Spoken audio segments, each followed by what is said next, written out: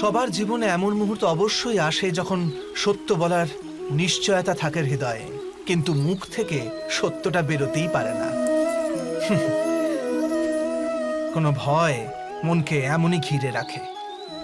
কোনো ঘটনা বা প্রসঙ্গ সম্পর্কে কথা বলা, অথবা নিজের কোনো ভুল হয়ে গেলে সেই সম্বন্ধে কথা বলা, এটাই কি সত্য কথা বলা?